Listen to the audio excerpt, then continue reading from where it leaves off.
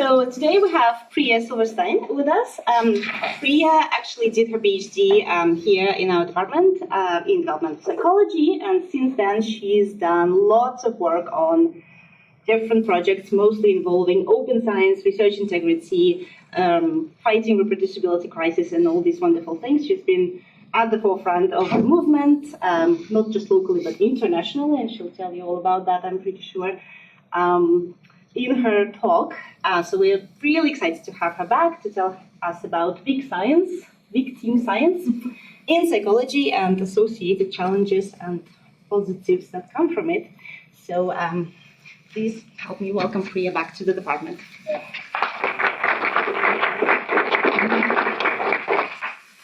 Yeah, thank you so much. It's so nice to be back. Let me know if I should speak up or anything. Yeah, I think that was a great introduction, so I can probably get straight into things. But yeah, thanks for having me back. So good to always start with a definition, I think. So what is big team science? There's many different definitions out there, and it's a bit of a vague concept, especially because different disciplines will have different norms for how big a team should be. There's some fields where it's normal to just work alone in a room by yourself for the rest of your career, and other teams where it's a bit more, other disciplines where it's a bit more collaborative. But generally the definition is where there's a relatively large number of people, larger than normal in that discipline, working together, usually spread across not only labs, but institutions, countries, and those people all working together to a common aim.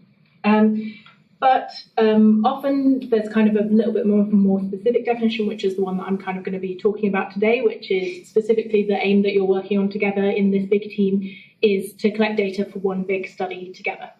So that's what I'm going to be talking about. And there's lots of very exciting examples of big team science projects out there, and I know there's people in the audience who have been a part of some or a few of these. And yeah, lots of exciting things depending on what population you're studying. So for psychology in general, there's the Psychological Science Accelerator, who I'm working for now and we'll be talking about in a bit more detail. If you're working with infants, there's also Many Babies, which I know is Lancaster has contributed a lot to. But there's also all these exciting ones that I wish I could learn more about, like Many Goats, Many Dogs, and then the very meta Many Manys, which I think Marina is, yeah. I saw you on that paper, I was like, ooh, okay. So yeah, but the big idea is basically we're going to conduct this big study together and pool our resources. So just a little bit more about the ones that I've kind of been directly involved in. So Many Babies I actually got involved in when I was still a PhD student here. So I was very excited about open science and very kind of engaging in way too many side projects probably. And I thought, oh yes, I heard about it at a conference and I thought I'd love to be a part of that. So all I did was collect data from, I think it was 20 babies, sent it off into the ether, and then out of that came, massive study with thousands of babies and really exciting conclusions. So that was how I kind of got into big team science. And yeah, Many Babies is just at the forefront of big team science. And other Psychological Science Accelerator, for example, takes a lot of examples from what Many Babies is doing. So they're good. And so now I'm working for the Psychological Science Accelerator, which isn't developmental. It's mostly to date has used just undergraduate populations, but all over the world. And so adult studies, often a big focus on like more social or personality stuff.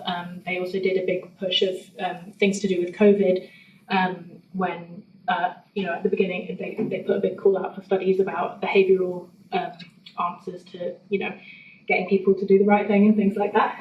And so, yeah, it's probably one of the more organized organizations, if that makes sense. Like there's lots of committees and structure, and it's quite like top down in a way that some of the other ones are just a bit less structured and more just to kind of facilitate people running their own studies. But I would say PSA is more of a kind of organization.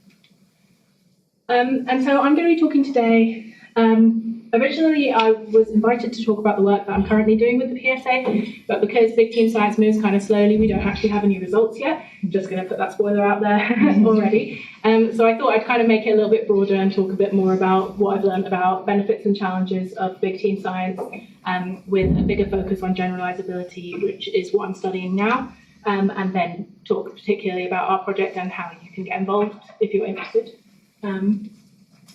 So I'll start with all the good stuff.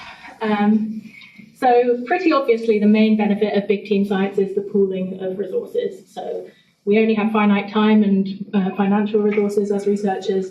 And so understandably, pooling that together with lots of people means that you can do much bigger studies. So that's kind of the obvious one. But also ideas, people coming at things from different perspectives is almost always going to make for a better project. So that's kind of the main thinking behind big team science. And so, as an example, when I was testing infants here as a PhD student, we would have to reimburse participants. I think it was £10 at the time. I'm not sure what you do now, but for their travel to the lab, that can get pretty expensive pretty quickly. And I had very generous PhD funding, so for someone who has less generous funding, that would be really hard once you're trying to get a well-powered study. Whereas, if I'm only collecting data from 20 babies, but doing that with 100 other researchers, you can see where this is going.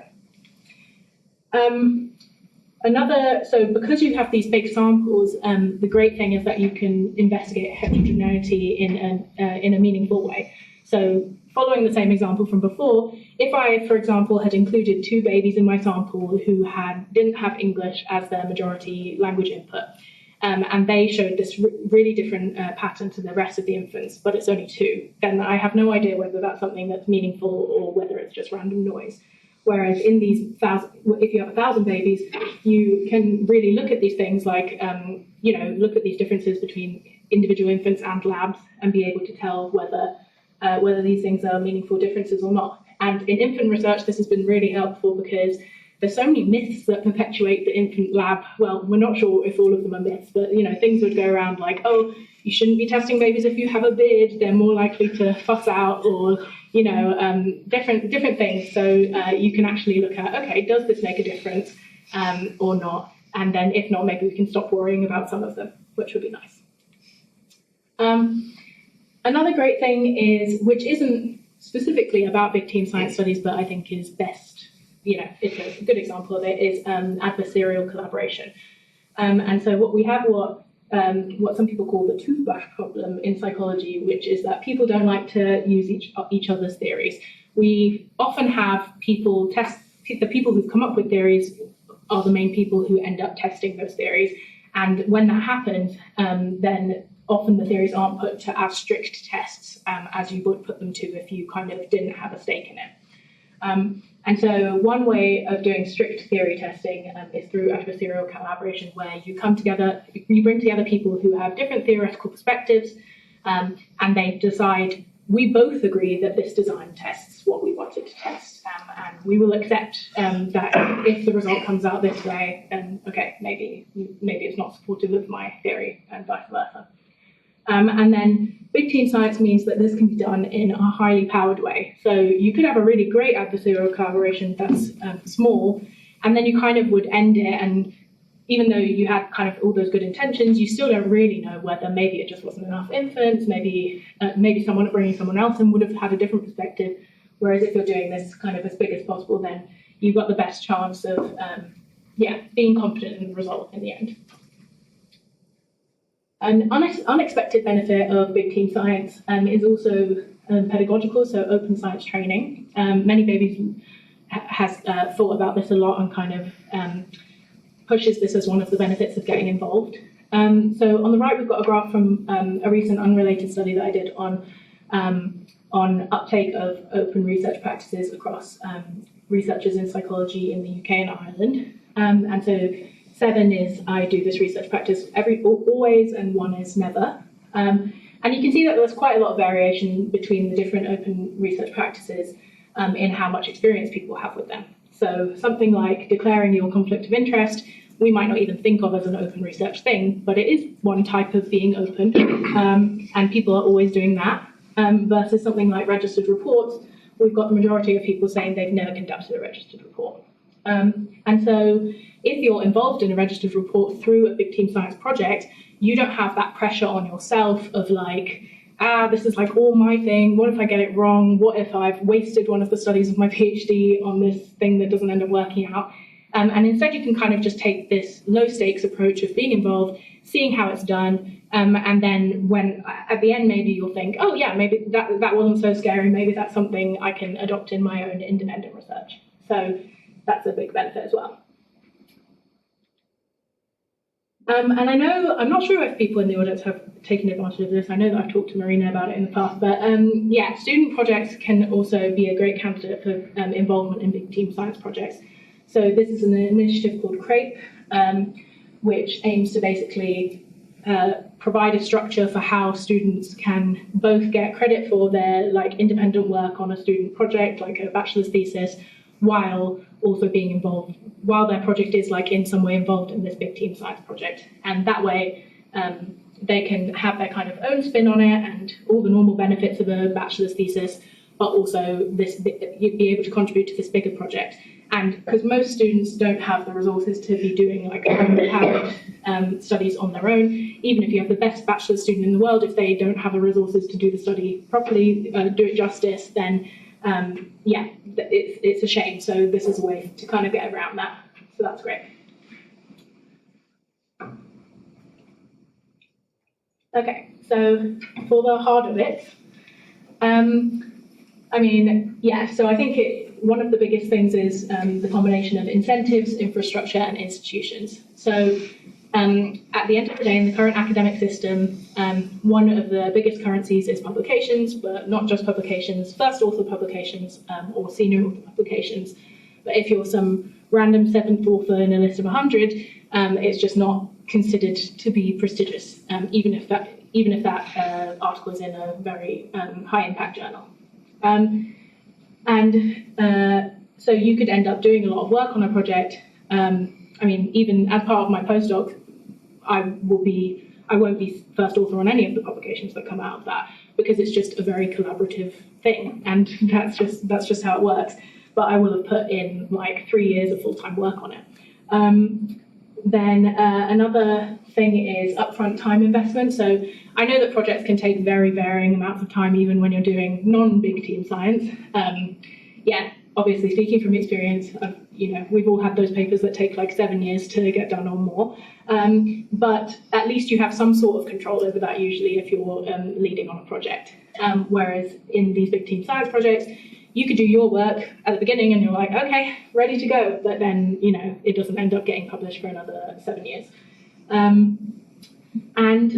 Often the collaboration, these big collaborative projects are not respected by hiring committees, aren't taken into account. That's going to vary very much depending on institution, their priorities, but in general, this is the case at the moment.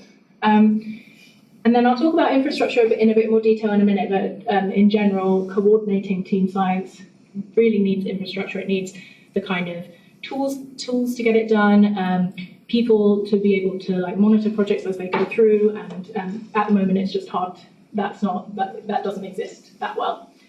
And then for institutions, often promotion criteria and things like that, again, would be prioritizing that you get in your own grants with your own students, rather than someone who, say, is involved in 10 different collaborative projects but hasn't kind of obtained the funding for any of them.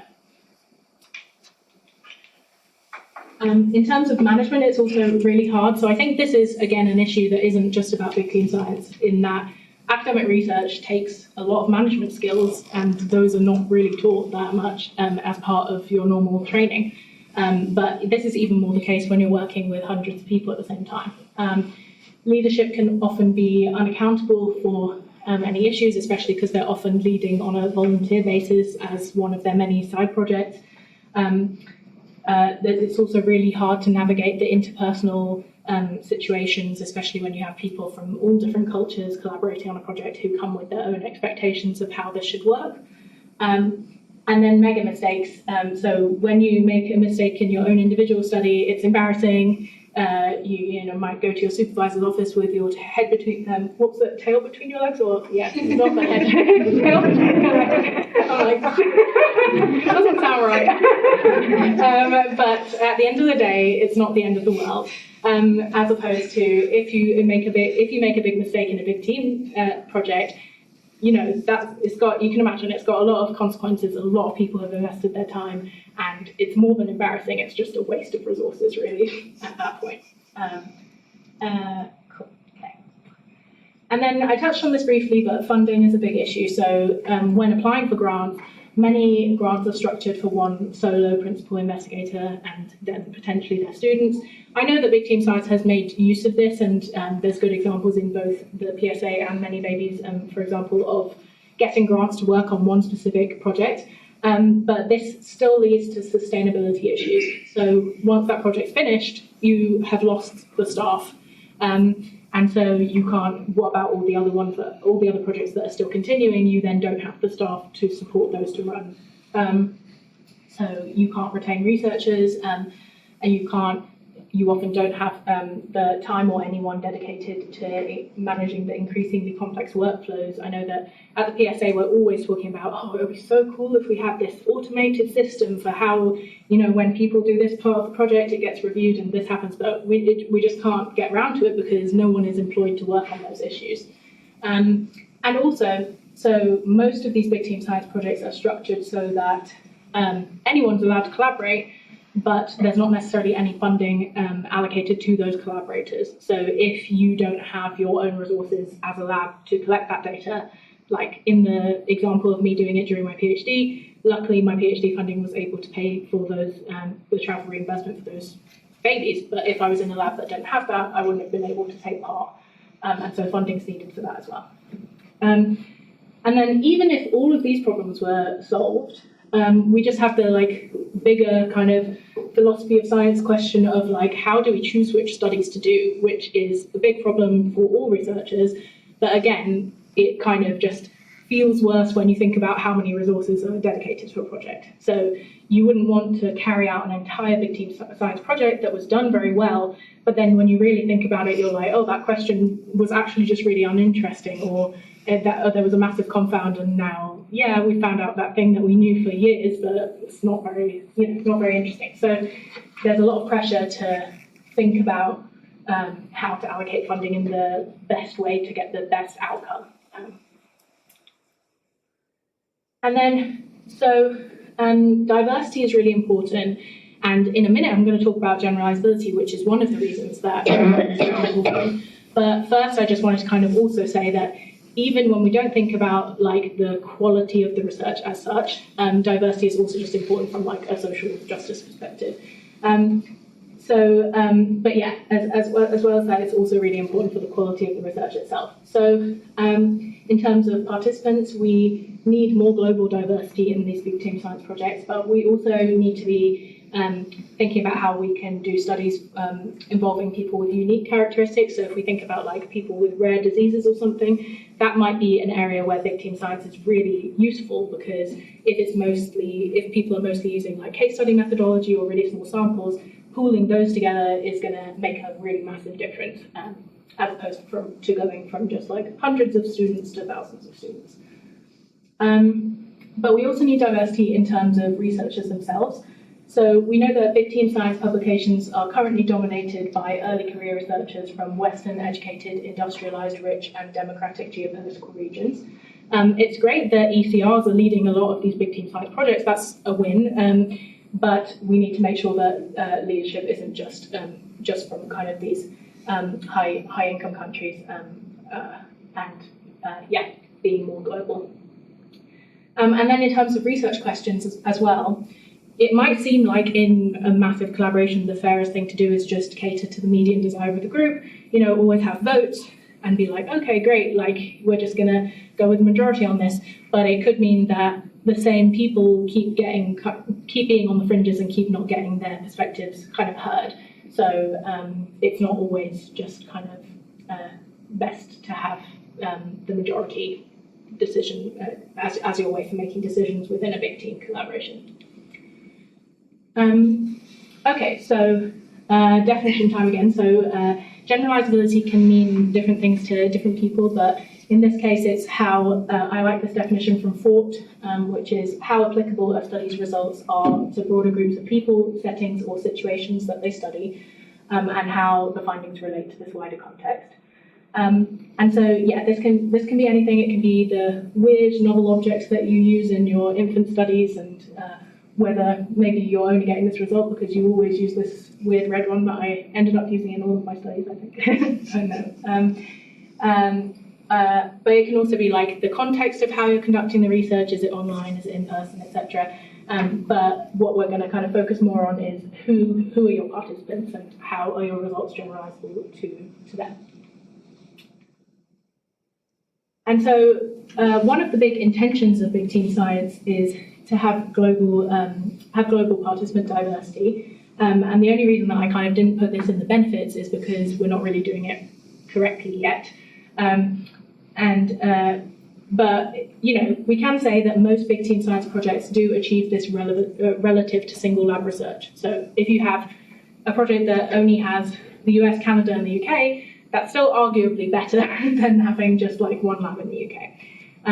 But there's still a lot of work that needs to be done, and most big team science organizations have many more labs signed up in the USA and Europe than anywhere else in the world. And this can lead to what Ghai calls the illusion of generalizability. So what happens is when these big team science projects become papers, the claims of global generalizability are often overstated. So they're like, see, look, we did a big team science project, so now we know about this thing in the whole world. Job done. And so Ghai argues that researchers need to avoid this, and in order to avoid the illusion of generalizability, researchers need to carefully consider the three different dimensions of diversity, so sample, author, and methodological. So even when big team science studies have participants from lots of different countries, it turns out that the samples are often still young, well-educated, urban, and digitally connected. And there's a massive lack of representation from rural participants. And this also leads to certain provinces being overrepresented. And this is definitely the case for psychological science accelerator studies, because like I said, most of the majority of participants previously have been undergraduate students, which are obviously not the most representative people within any country. And there also needs to be a big improvement in author diversity, or being transparent about the lack of author diversity. So in this graph we can see in the big team science papers that Ghai looked at the distribution of authors from different countries, and you can see it's very stark, with vast majority of people being from the US and UK. And so there's a massive skew towards high-income countries, and this can lead to unknown unknowns. So essentially, if you have authors working on a paper and you're studying, you're looking at something that you are trying to be as global as possible, but you haven't got these global perspectives, then you're kind of you don't even know what you're missing in terms of how your design doesn't relate to a certain culture or not. And so there's a big push to including more low and middle income people from low and middle income countries to contribute in these projects beyond just translation and data collection. So because in some ways it's like been seen as a really good thing that finally people who are only contributing to data collection are being included as authors, but that's almost obscuring the fact that they shouldn't be included only for data collection, and that they should have the opportunity to weigh in on the actual design of the study as well. And a really good advancement in this is Many Labs Africa, which is being led by Adeyemi Adetulla. So what he's doing is doing a kind of classic Many Labs study where he takes claims from the published literature and then does massive replications, but the claims are all from original papers that were where the research was conducted by African researchers in Africa, and then he's doing the large-scale replications first in different countries in Africa and then more globally. So that's exciting. And so lastly, methodological diversity is really important to take into account. So we can't just translate linguistically translate the stimuli and then expect everything to be fine in every culture. There's been some cross-cultural research that has found that using rice as opposed to money as a currency, they're able to replicate some findings where they weren't able to when they just used money in the same countries. And so there's a need for systematic transcultural translation that includes both qualitative and quantitative validation in order to make sure that the studies are able to be mapped onto different cultures. And also having as an inclusion criteria that your participants need to speak the official language of the country is automatically going to bias your sample towards being usually more well-educated and younger, which are some of the things we're trying to avoid. So even though it is a pain to translate into more languages, if you have the resources to do so, that's always going to be better. Okay. So lastly, I am going to talk about the project that I'm working on currently and how you can get involved in it. So this is, after talking about all of the challenges, I'm definitely not going to sweep in and then be like, and this is the solution. We're doing it now. We're fixing all the problems. But this is like very much incremental progress. We're making a tiny bit of progress in maybe one of the problems. So yeah, it's definitely, the challenges are definitely challenges that we face and that we will take into account when writing up, which is important. So we know that psychology traditionally relies on weird samples, and that many research claims may not generalize to other cultures and contexts. And so that was kind of why the Psychological Science Accelerator was founded initially. And this is the current Psychological Science Accelerator membership. I mean, maybe not like super current, but relatively current for when I first made slides that I took this slide from. But yeah, so we can see that although we've got quite good, we've got representation in all populated continents, but there is a big, far more participants in North America and Europe than elsewhere. And so that's something that we're working on in the projects that I'm involved in, is to not only recruit collaborators from our existing network, but to try and widen the network and reach out to researchers directly who don't know about us and ask if they'd like to join the projects. Priya, can I just ask quickly about that? Yeah. So you might have a researcher who's based maybe in North America, I can think of colleagues of mine, but they actually then have sites elsewhere where they go, if they're like an anthropologist or yes. I imagine they can join that might not be represented? Yes, that's very true. Yeah. So we do have a lot of members who kind of say they can collect data from multiple regions and work with their collaborators in those regions. And we just have to be really careful about making sure that then those collaborators also they have submitted that information to this map. So the collaborators wouldn't have submitted it. So it might be that we have access to more global participants than this, but I think we're really mindful of the fact that if someone joins the project, then they're the one who's going to be listed on the manuscript. So then if they're like, well, I can get you data in these 5 countries, then that's kind of not what we want. Ideally, we want to be having their collaborators directly involved in the PSA so that they can have also design input and things like that. So yeah, it's something we're mindful of. I would say it's definitely the minority of members because we mostly just have psychologists rather than anthropologists. So yeah, but yeah, definitely something to keep in mind. Thanks. So Ashland University, in collaboration with the PSA, received a big grant from the Templeton Foundation to investigate big questions with global samples. And that included funding for 3 full-time staff for 3 years, including me, yay. And also some funds to support data collection, which was really important because important in helping us move beyond just testing undergraduate populations, so having the funding to be able to pay community participants. So that's great. And so the funding was for 4 individual projects. So each of those projects would examine research questions that the funder deemed to be interesting, which is weird for me because I wasn't used to that kind of shaping the research that I do, but I think we managed to get quite a good variety in the end. And then an overarching meta-science project that examines researcher understanding of generalisability, which I'm mostly working on. So we had a couple of calls for proposals for individual projects, and some of the priorities included, it was all very religious-oriented things because it's the Templeton Foundation, but within this there were some things that kind of were less religious-y, like intellectual humility, science of character virtue, And so we got submissions from all over the place, more cognitive direction, more social direction. So yeah, even though it was limited, we still got quite a lot of variety. And the idea is to collect data from both university and community samples from across the globe for these 4 studies. Spoiler alert, not spoiler alert, what's the other thing? Yeah, just to say, we were initially meant to do 4 studies, but one of the people who was leading one of them pulled out at too late a stage to accept another one, so now we're only doing 3, but I might not have updated all the slides, so yeah.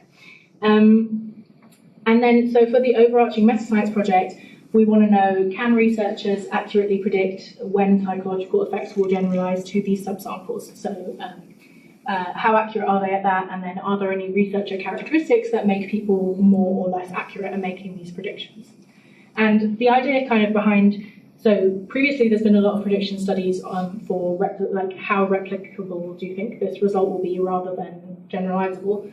And the idea behind that is if we find out that people are quite good at predicting this, then we might not, that might help shape which studies we end up doing, because if people are pretty good at predicting it and they say, yes, we think this is going to be super generalizable, maybe it's not the best candidate then for a generalizability study.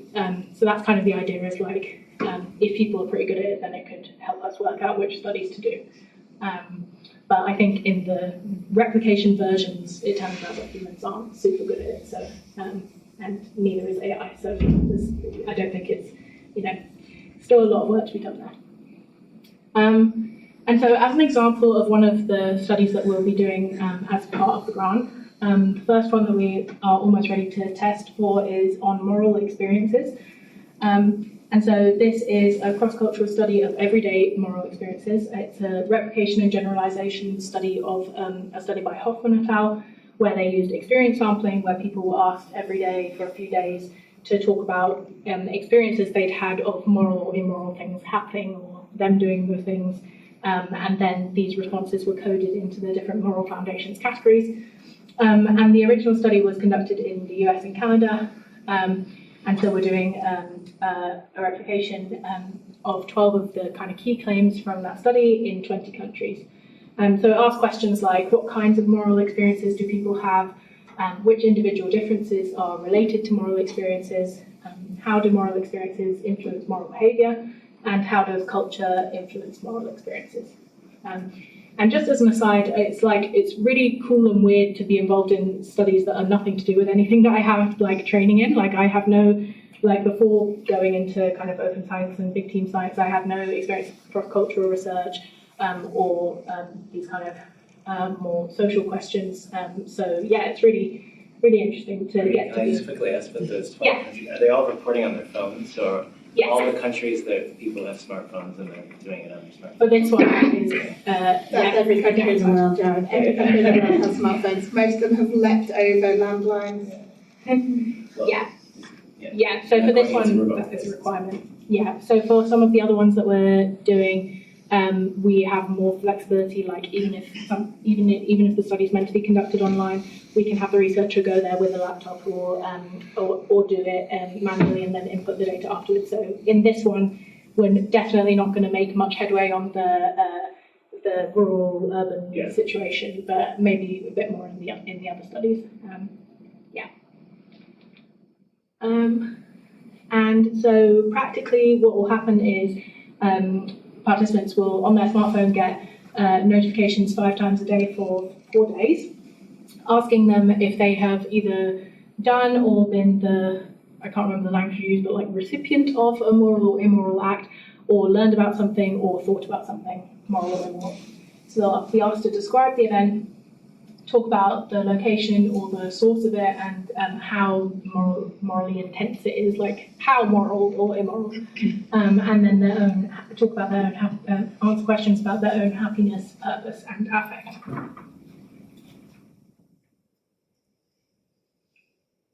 And then we'll also be including lots of individual differences measures that are to kind of answer some of our questions about relationships with their moral experiences.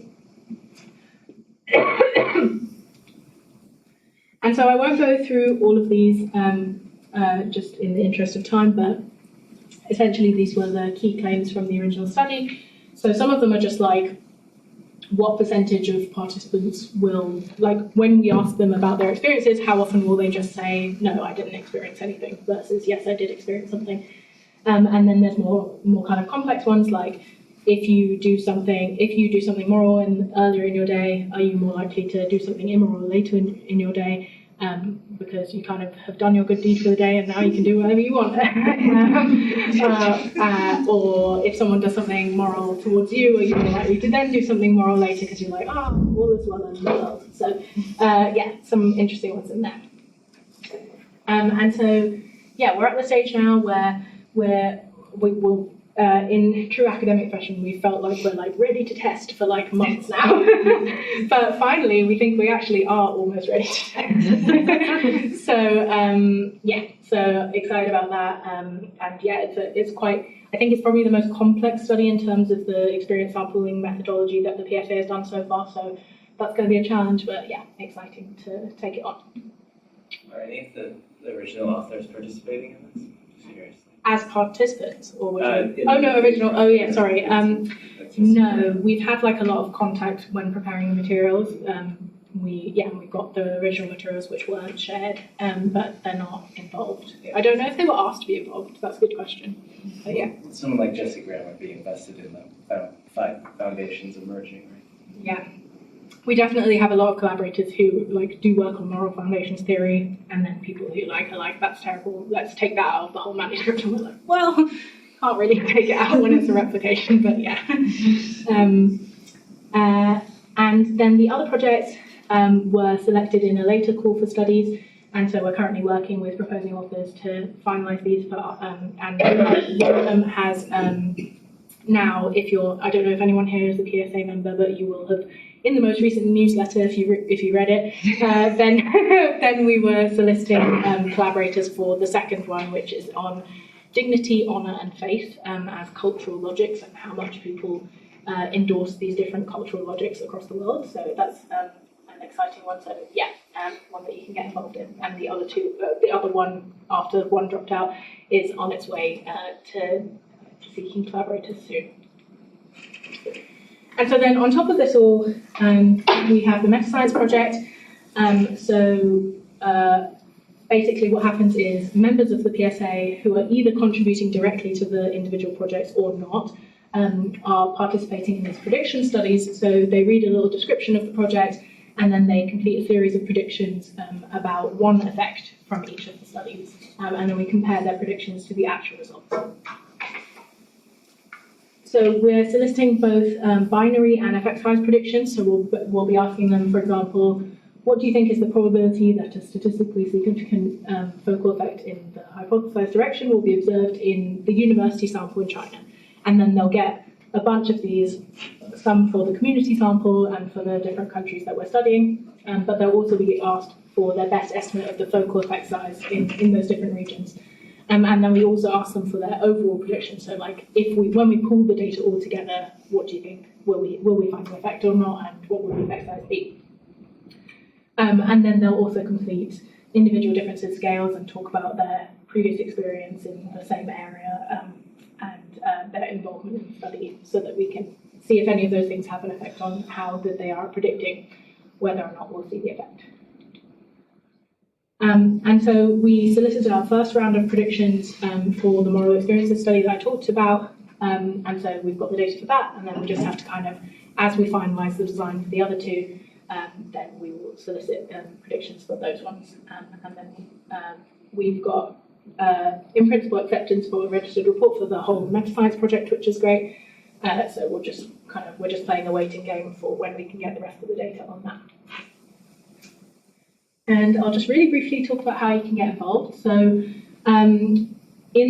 apart from moral experiences, where we have the team kind of finalised now, we are always looking for data collection teams for all of the PSA studies. So if you have the opportunity to if you're able to collect university and/or community samples for the studies, you can get involved that way. And you can also be part of the project personnel. So like if maybe you can't collect any data, but you have an expertise in the method that's being used in one of the studies, then you could join to be an expert in methodology for that project. And then also we always need help with translation. And you can also participate in the meta-science project, so you need to be a PSA member, but it's pretty easy to do that. And there's compensation available if you want it. And it's quite fun to do the predictions. Maybe that's biased, but yeah, I find it quite fun to participate in studies like that. And so you can find these slides, so if you need to refer to any of this later, but it's pretty easy to join the PSA, and there's lots of different ways that you can get involved even if you can't collect data. And if you collect infant data, then I'd also recommend joining Many Babies. You can either look up like a specific ongoing project and just ask to join that, or you can just kind of keep an eye on what's going on and wait for something interesting to come up. Yeah, I think I'll leave it there. So open the floor to questions.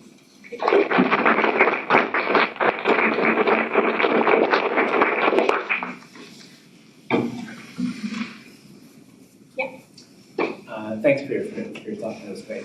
I have two questions, or maybe they're more curiosities, and let's see if I can remember both of them. The first one, so I've done some collaborations with researchers from other sites, and in our analysis, you always include the site as a factor, right? When you're modeling this, but when you're working. What I've done is more manageable, like maybe 3 sites, something like that. But this, you're dealing with multiple sites, right? Where they're just kind of dwelling on the potential contextual noise, where you have maybe 20 different sites, for example, in this project. Does that normally get factored, like modeled in the analysis? So does that get taken into account when you reach the analysis? Yeah, I think it's project dependent, so we don't have like a rule for how the different PSA projects, even within our grant, but also within the wider PSA, how the analyses are done. So it will vary project to project how much they like pay attention to that and model it. In our meta-science project, we're not modeling like sites individually, but we because we're looking at like the country level predictions. Well, I guess we're not collecting data for the meta-science project from different countries, so it's not relevant. It might be sites like embedded within countries. Yeah, so that would be a great idea, and I think some projects have definitely done it that way. But yeah, I guess that's my question was like, is there a norm that? Yeah. I've reviewed a few of these registered reports for PSA, but I don't remember encountering that. Yeah, I don't think there is a norm yet. Like I know that there's a push more to doing registered reports for PSA projects. So I think often the eventual analysis that ends up getting done is like just a product of who's reviewed it, essentially, as with a lot of registered reports. But yeah, there's definitely not like a standard like way of doing it within the PSA. But I think that's an example of one of the other things where like a lot of people want more standardization, but there's kind of just not the team there to like be like, okay, let's create like a best practices guide for what our analysis should look like for these projects. And I think people would really appreciate that if it existed. Yeah. I was thinking that's. I was going to. Yeah, it's a great talk. I'm a big admirer of the psychological science acceleration in general as an idea as a practice. And I think, but what I was thinking about when you talked about diversity and generalisability, there are interesting questions that are, I guess, more kind of located in political science, in survey work, in sort of voting prediction modelling, where you've got things like what's called the big data paradox, where you can accumulate large data sets where, from the point of view of null hypothesis testing, you've got a big data set and lots of power, but the accumulation of large data sets can pull you towards estimates of effects that are basically in the wrong kind of location. So there's a concern there with what's talked about in terms of representativeness. So in political science and voting prediction, you're basically saying, is our sample representative of what population? And that's a really important question. And then what stratification is required in the sample in order to ensure this? And I think I've been thinking about this a lot because I've been accumulating large data sets, and that's nice. But am I going to locate the estimate in the right place for which population? And so I was thinking about these things when you talk about diversity, because in principle, yes, diversity absolutely, but also should diversity of thinking absolutely, and of sampling. But thinking beyond that to the next step, as it were, the next generation of psychological science projects, and aiming for what, representativeness or. Yeah, I think it's definitely a big thing that we talk about, and I think like we have had to make some trade-offs in like the projects that we're doing now because of lack of resources to like pay for true representative sampling within the countries. But I think that one of the things that just isn't done enough in the first place is even characterizing your sample well. Like I think if we at least share that data, then those data, I don't know which way, people have different opinions, and then at least that's like the first step to how bad are we already, and like where do we have to move to. So I think in the PSA project so far, we haven't got to a point of like true representative sampling at all, but we are trying to be really transparent about what our samples look like, and that way, anyone who wants to look at the data in that way can, but also we can see how far we have to go. But yeah, it's a really important question. I think it's worth, I mean, you probably already done this, but when I've been reading a lot of medical journal publications, so you've probably seen the same way. In good medical journals, every article's got the demographic breakdown.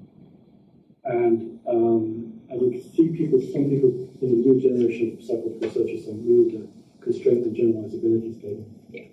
And I think both those things are things, if we started doing that generally, like, the demographics around that whole sample for a lot of studies are kind of basically shocking. And, 100%. So I think, all power to this. So, yeah, sorry, just as a quick reply to that before I take another question. So I often go to the Society for the Improvement of Psychological Science meetings, which are annual, and I'm putting in a session this year on like how to spot, like how to as an author include more transparent writing, basically like constraints on generality statements, but applied to like the whole paper, and whether we can provide some sort of like training or resource to help people do that in a good way. So if you want to collaborate, come along to the meeting. I think it'll be hybrid, hopefully. So yeah. I know that you had another question, but I'll come back I'll do a loop. Yeah.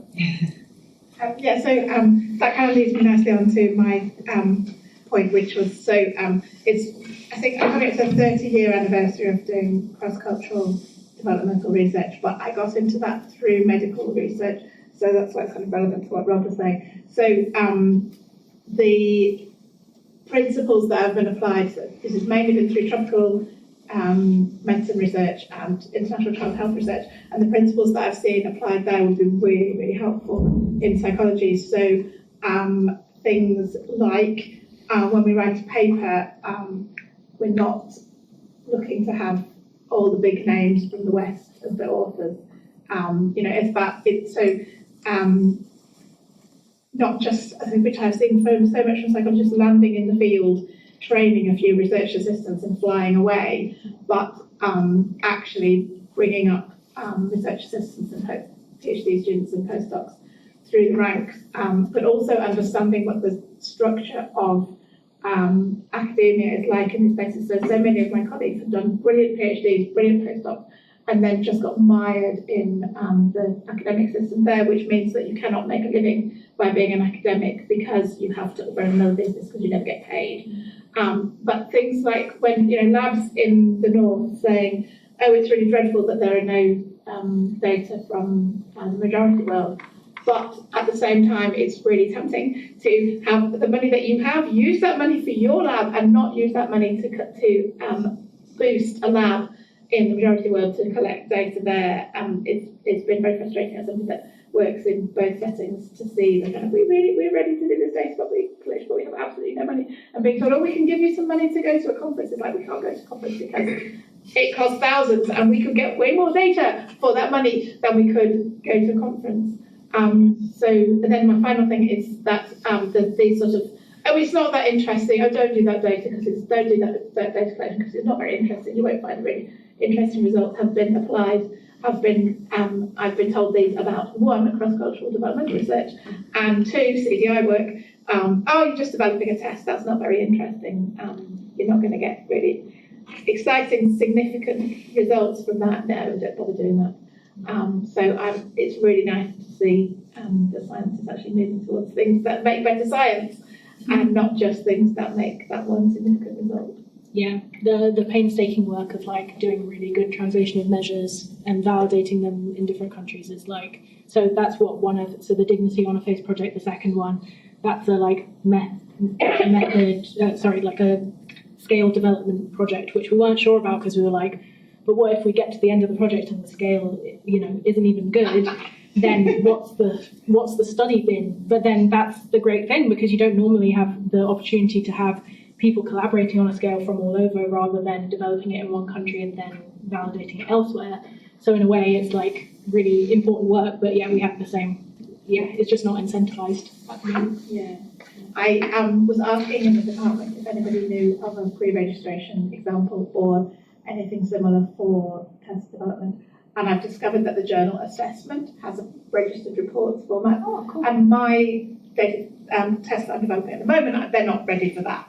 Yeah. But it's a really great format for test development pre-reg. Yeah, I didn't know that. Yeah, I think. I had a really benign question, Yeah. though, so I would probably only ask it if you run out of questions. No, I want a benign question. It's really boring. So I was wondering, and it's probably less pertinent for you because you have an actual, the whole point of the research is to look at variance. So you perhaps don't even know the answer, but I remember at the start of my PhD putting in my ethics, and I wanted to ask questions about SES and also various different demographics to be able to do this sort of thing. And it was pushed back at ethics because there was no research questions surrounding it. So why would I collect that data? Because it's bordering on personal data in some of it, depending on the question. So my question was if you'd ever come up against that, and I'm wondering if you ever have, because you've got clear reasons for it, or if you know of anybody that has. It's definitely an issue, not so much with like not having hypotheses, but because we're doing the cross-cultural work, in some countries you're literally just not allowed to ask about certain things, so we do have to remove certain questions on like a country level. Some it's just like they feel uncomfortable with it might be a bit of a push, but if they're told that this is a study that's being done all over the world, we can't change it just for you, then they don't mind. But yeah, I think in some countries it's like actually illegal to ask about race, for example. So that's been a surprise to me coming from not doing like cross-cultural work, definitely. Yes. Yeah, I was wondering about the questions of data quality, but also data integrity perhaps. If I was to play devil's advocate, I would say, if all I have to do to get my name on a paper is to send a spreadsheet with a couple of numbers, and maybe the threshold would be lower if you're part of a big team science than if you are the sole group doing that. So are there any concerns with that? It's a really good point. I think like there's different ways that the data is collected for different projects and different levels of like checks for that. But so for example, for the moral experiences study, we have like centralized data collection. So and you kind of can only download it once on each phone. So I guess that's at least a slight protection against the researcher just sitting there with 50 phones and doing it 50 times. I mean, if they want to do that, I guess. That's a lot of commitment. But yeah, it's a really good question though. Like, I agree. Like, it's an empirical question about whether people are more likely to cheat in big team science situations versus in their independent research. Like that, I would be really interested to like look at that because yeah, it's true. You just might feel like it's less likely to get noticed. But I guess the alternative would be that if you get found out, imagine all the people who are going to be so mad at you. So hopefully maybe out of like PSA of like, don't do this. Yeah, it's a good question. It's kind of an extension of Gert's question really, but I mean, having big teams is really good for lots of reasons that you've outlined. But also, we know, and I don't think Mark Helston's here, but he's keen to talk about freeloaders. And in the one sense, the idea of open science and this sort of collaboration is really important. It's about getting people involved, and it's about being transparent. But when you've got teams of 50 authors, inevitably there's some people who are going to slip through the cracks. I mean, is that something that you discuss in your organisation, and do you have any sort of advice or tactics for people who might want to work in big teams who might be worried about the sort of freeloading issue? Yeah. We just are really transparent, so we have collaboration agreements for every project, and so it outlines exactly what constitutes authorship for that project, and that can be adapted. So it's like you can set that. So if you want to say data collection plus it has to be, substantial contribution to the manuscript writing, you could put that. Like, people are probably less likely to sign up, which is fine. You'll find it harder to get collaborators, but usually for the PSA ones we have data collection or like another thing like translation or methods support plus review of the final manuscript. So different people will have opinions on whether or not that should be like worthy of, and we also have minimums for like how much data you need to collect for that. So I guess that's the way around it. But yeah, I think. Is that just within your organisation, or is that something that's like, for example, the credit system? It's got its pluses, it's got its minuses, but that's something that's available, everyone knows about, everyone's got free access to. Is this something that's just within your organisation that you've done to alleviate this problem, or is it something more global that perhaps we can know about and we can use as a resource for? So yeah, I mean, you can definitely. I don't know if those resources are like openly available. They should be on the website, but if they're not, then I can look into that. But yeah, the collaboration agreement is just, that would be a great place to start. It's just like a way of outlining. And even in non-big team projects, it's really good to have expectations set at the beginning for authorship, so that issues don't come up later and things. So I think that can be really useful. So I'll look at whether those resources are already shared or not. But yeah, usually the projects also use the credit system when they actually like submit the papers. It's just that it's kind of the two steps. Are you an author at all? And then if you're an author, how do we quantify what your contribution was? But and we look at things like we have like grouped authorship. So it's like, the proposing or the people who propose the original study are usually at the beginning, either randomized or alphabetical, and then like the PSA team next, and then everyone who contributed to the project, either data collection or something else, and then at the end like a senior author, either from the PSA or the proposing authors. So that's kind of what we're doing at the moment, but there's not really a perfect solution. Yes. Sorry. Just going back to some of the questions Christy asked. So it seems like from the big teams are mostly interested in doing hypothesis testing, right? So a big interesting idea or theory, or something adversarial collaboration like that. Are there any examples of big teams doing pure exploratory research or doing something novel that might be maybe it's being more driven by one lab, but they get others involved? Yeah. Not necessarily hypothesis testing, just or gathering qualitative data, that kind of thing. Yeah, it's really interesting. So when we wanted to have the 4 projects, one of the things we wanted was to make them as different from each other as possible. So we had this one moral experiences one, which is like experience sampling. Then we had dignity on a phase scale development. We have an experimental one on error correction, and then our 4th one, which we didn't get to do in the end, was a purely exploratory project.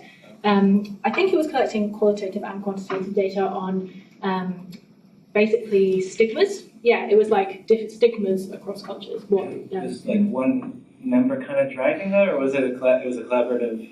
So the proposing author team, I think, was all from one institution. So, but yeah, they basically just decided that it was a very well-resourced lab, and they just decided that they could do the study anyway in all these countries without our help. So they were like, well, I don't want the red tape of your organisation. So they're just hopefully going to do it anyway, I guess, but not as part of our thing, which is fair enough. There's quite a lot of like hoops to jump through, but hopefully good hoops, useful hoops. Yeah. Thank you. But yeah, so it is possible. I haven't seen like finished projects that were purely exploratory. In some of the register reports that I reviewed, like there might be a portion that's I've never seen something that's just fully. Yeah, I mean that's what even though we have a lot of hypotheses for moral experiences, I'm most excited because I'm just a really nosy person. I'm just most excited to be reading through. I could read through it like a book, all these people's moral and immoral experiences. So I think like that as a data collection effort is really interesting in and of itself, and probably loads more stuff will be able to be done with that than what we're doing through the replication. So yeah, I'm excited about that. Any other questions? Any questions maybe from our earlier career researchers? I started thinking that maybe we should prioritize questions from earlier career researchers, but I hope you all feel free, comfortable asking questions and don't feel. Well, Priya will stick around for a little bit if you have any questions you want to ask her. And then we can finish this official part and thank our speaker again. Thank you.